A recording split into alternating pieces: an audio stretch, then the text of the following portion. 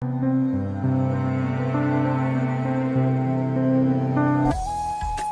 गणेशाय नमः. सार्थ श्री ज्ञानेश्वरी. माऊलींच्या चरणी माझे साष्टांग दंडवत. गीता श्रवणाच्या माध्यमातून या गीतेची म्हणजेच ज्ञानेश्वरीची जितकी अक्षरे कानाद्वारे अंतकरणात प्रवेश करतील तितके अश्वमेध यज्ञ केल्याचे पुण्य त्या भाग्यवंतास प्राप्त होईल. अध्याय 3 कर्मयोग. मराठी वाचन भाग 2. अर्जुना, बाबा रे, आपल्या स्वधर्माचे आचरण हाच ज्याच्या त्याच्या हातून संपन्न होणारा एक नित्य यज्ञ आहे. त्यामुळे अशा आचरणाने पापाला शिरकाव मिळत नाही. जेव्हा मनुष्य प्राणी आपल्या स्वधर्माचा त्याग करतो आणि वाईट कर्मे करण्यास प्रवृत्त होतो तेव्हा जन्ममरणाच्या फेऱ्यात अडकतो. या कारणानेच स्वधर्माचरण हाच मोक्षप्राप्तीचा एक कर्तव्य कर्म यज्ञ मार्ग आहे. हे जाणून जो पुरुष त्याची कर्मे आचरतो तो कोणत्याच बंधनात अडकत नाही. हे पार्था, हे सकल विश्व कर्मबंधनात बद्ध आहे. इथे जो कर्माचरणास चुकला तो मायेच्या बंधनात गुंतो. अर्जुना, या संदर्भात मी तुला एक गोष्ट सांगतो, ती ऐक. ज्यावेळी त्या सृष्टी निर्माणकर्त्या ब्रह्मदेवाने ही सृष्टी निर्माण केली त्यावेळी त्याने प्राणी आणि त्यांची नित्यकर्मे आचरावेत असे धर्म हे दोन्ही निर्माण केले. परंतु हे धर्म गहन असल्याने ते सर्वसामान्य जीवांना नेमकेपणाने कळले नाहीत. तेव्हा त्यांनी ब्रह्मदेवास विचारले की, हे देवा, या जगात आमचा तरणोपाय काय आहे, कोणता आहे? तेव्हा महाविष्णूच्या नाभिकमलातून उत्पत्ती झालेला ब्रह्मा त्यांना म्हणाला, मी तुमच्या वर्णाश्रमाप्रमाणे वर्तनाचे, आचरणाचे विहित नियम धर्म आधीच तयार केले आहेत. तुम्ही फक्त आपापल्या स्वधर्माचे आचरण करा, त्यानेच तुमचा सहज तरणोपाय होईल. तुम्ही व्रतवैकल्ये, उपास तापास, तीर्थयात्रा यांचे कोणतेच कष्ट करू नका.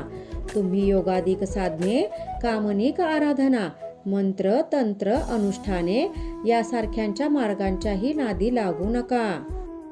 तुम्ही तुमचे कल्याण व्हावे या हेतूने फक्त मी जी कर्तव्य कर्मे नेमून दिली आहेत ती उत्तम प्रकारे पार पाडा. इतर देवतांना भजायचे कारण नाही. धर्माचरण करा आणि सुखी व्हा. ज्याप्रमाणे एखादी आदर्श पतिव्रता स्त्रीही आपल्या पतीची सेवा निष्कामपणे करून त्यास संतुष्ट करते, ती केवळ आपल्या पत्नी धर्माचेच पालन करते, तसेच तुम्ही सुद्धा तुमच्या स्वधर्माचे निष्काम बुद्धीने आचरण करा. ब्रह्मदेवांनी लोकांना पुढे असेही सांगितले की, स्वधर्माचरण हाच तुमचा यज्ञ आहे, तोच तुम्ही कसोशीने आचरा. लोक हो, एक गोष्ट नीट लक्षात घ्या. तुमचे स्वधर्माप्रमाणे होणारे आचरण तुम्हा सर्व इच्छा पूर्ण करणाऱ्या कामधेनूप्रमाणे लाभदायक ठरेल. ही स्वधर्मरूपी कामधेनू तुम्हाला कधीच अंतर देणार नाही. तुमच्या एकनिष्ठ भावाने केलेल्या धर्माचरणाने सर्व देवदेवता या संतुष्ट होतील. मग त्या तुम्हास जे इच्छित असेल ते सर्व देतील. तुमची ही स्वधर्माचरण पूजा तुम्हास देवकृपेने सर्व अप्राप्य वस्तू प्राप्त करून देईल. तसेच ती तुमच्या प्राप्त वस्तूंचे संरक्षण सुद्धा करेल. तुम्ही जर अशा प्रकारे देवांना भजाल तर ते तुमचे कल्याण तर करतीलच, उलट तुमचे एकमेकांवरचे देवभक्त नाते प्रेमाने अधिक दृढ होईल. त्यावेळी तुम्ही जे जे म्हणून करण्याची मनात इच्छा कराल तो तुमचा संकल्प इच्छाही पूर्ण होईल. तुमच्या मनोकामना पुरतील. नकळत तुमच्या वाणीला वाचा सिद्धीचे वरदान प्राप्त होईल. तुम्ही इतरांना आज्ञा देण्या इतके श्रेष्ठ व्हाल. मोठमोठ्या रिद्धी सिद्धी या तुमच्या आज्ञेत राहून तुमची सेवा करतील. वसंत ऋतूच्या आगमनाने जशी सारी वनश्री फळ फुले यांच्या भाराने फुलून जाते, त्याप्रमाणे तुम्ही जिथे स्वधर्माचरण करीत असाल तेथे सर्व सुखांसह देवदेवता या तुमचा शोध घेत येतील. म्हणून सांगतो बाबांनो, तुम्ही तुमचे स्वधर्माचरण करीत राहाल तर ऐश्वर्य संपन्न व्हाल. तुम्हास कसलीच इच्छा राहणार नाही.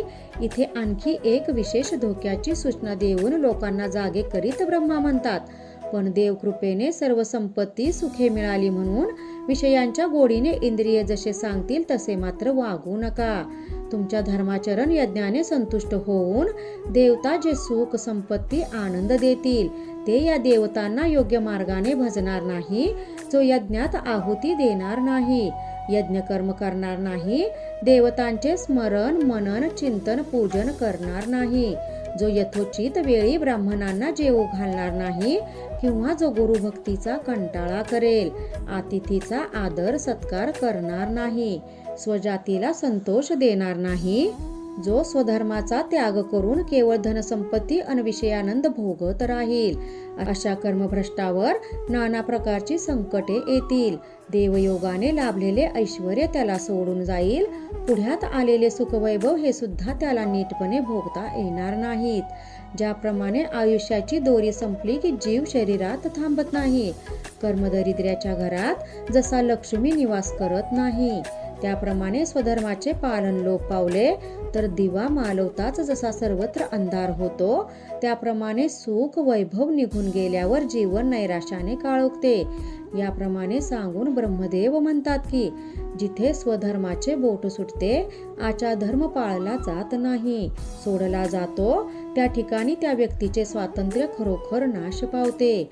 जो आपल्या स्वधर्माचे पालन करणार नाही त्याला काळ शिक्षा करतो, त्याचे सर्वस्व हिरावून घेतले जाते.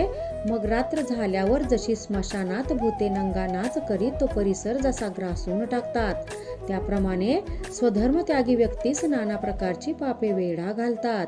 अवघ्या त्रिलोक्यातले दैन्य दुःख आणि असंख्य पापे ही त्याच्या सन्निध येऊन निवास करतात. अशा कर्मत्यागी आणि उन्मत्त माणसाची अवस्था मोठी दयनीय होते. त्याला अनेक दुःखे ताप पाप ही सोडत नाहीत. यासाठी ब्रह्मदेव आपल्या प्रजेच्या हितासाठी त्यांना हाच बोध करतात की कोणत्याही परिस्थितीत तुम्ही तुमचा स्वधर्म सोडू नका, इंद्रियांच्या अधीन होऊन स्वैराचारासारखे वर्तन करू नका. ज्याप्रमाणे माशास पाण्याबाहेर काढला तर त्याचा तात्काळ मृत्यू होतो, तशी तुमची अवस्था होऊ नये असे वाटत असेल तर कधीही स्वधर्माचरणास विसरू नका. यास्तव माझे तुम्हाला हेच सांगणे आहे की तुम्ही तुमच्या उचित कर्तव्य कर्मापासून कधीही मागे फिरू नका, तर सदैव कर्माचरणास तत्पर राहा.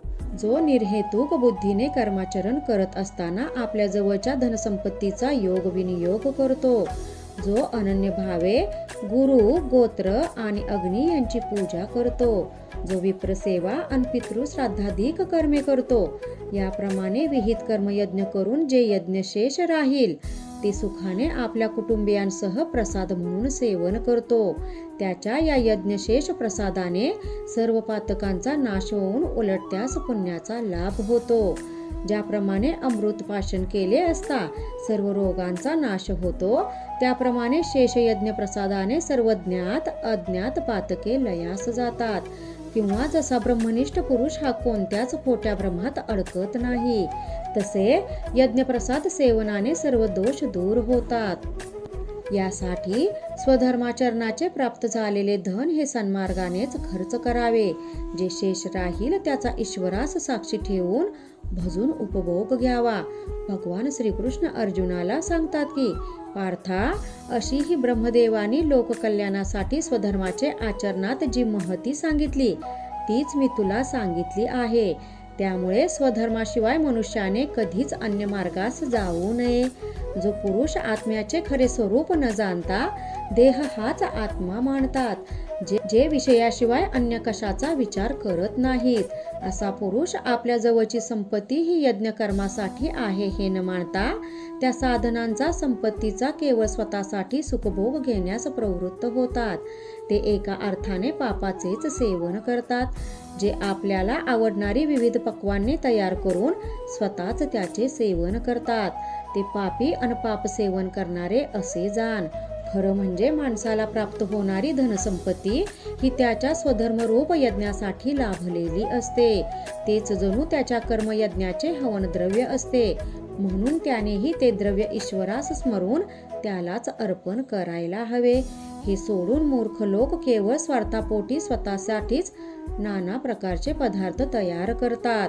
खरं म्हणजे ज्या अन्नाने यज्ञाची सिद्धता होते ते अन्न काही सर्वसामान्य असत नाही. ते अन्न म्हणजे साक्षात अन्नरूपी परब्रह्मच असते, कारण तेच सर्व जीवांचे जीवित होय.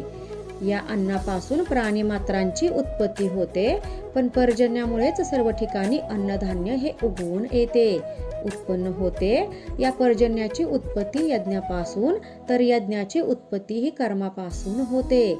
कर्माची उत्पत्ती वेदरूपी ब्रह्मदेवापासून आणि या ब्रह्मदेवाची उत्पत्ती त्या परमात्म्यापासून. म्हणून सर्वजण हे या अर्थाने ब्रह्माधीन आहेत. हे कुंतीपुत्रा, नीट ऐक. कर्माची मूर्ती आहे यज्ञ. त्या यज्ञात वेदरूपी ब्रह्म हे निरंतर निवास करीत असते.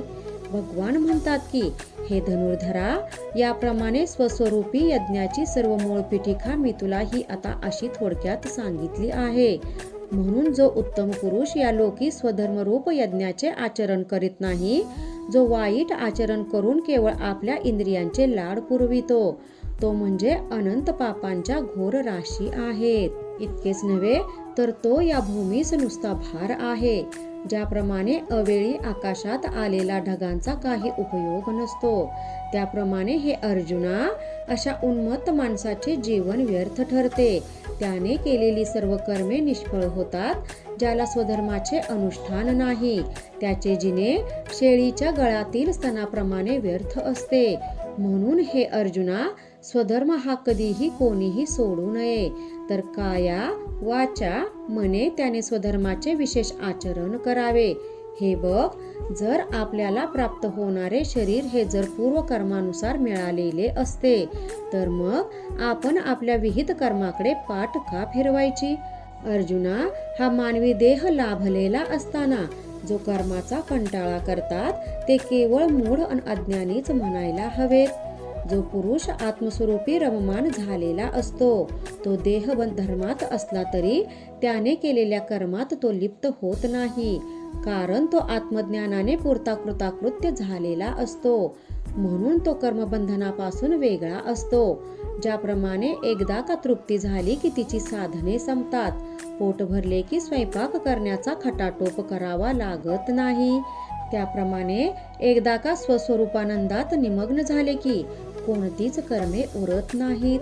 अर्जुना, जोपर्यंत अंतःकरणात हे ज्ञान उत्पन्न होत नाही, आत्मज्ञान झालेले नसते, तोपर्यंत या साधनांचे आचरण करावे लागते. म्हणून हे पार्था, तू कोणत्याही फलाची अपेक्षा न करता स्वतःचे कर्म करण्यास, धर्माचरण करण्यास तयार हो. अर्जुना, तुला फार काय सांगू, जे निष्काम बुद्धीने स्वधर्माचे आचरण करतात, ते भाग्यवंत अंती निश्चितच मोक्षपदास जात असतात. हे बघ, ज्यांनी आपल्या कर्माचा त्याग केला नाही, उलट जे नित्य आपले विहित कर्माचे निष्ठेने आचरण करीत राहिले, ते जनकाधिक थोर लोक सुद्धा मोक्षपदाला गेले. यासाठी हे पार्था, तू निज कर्माच्या ठायी पूर्ण आस्था बाळग. ही आस्था तुला आणखी एका विशेष गोष्टीसाठी उपयोगी ठरेल.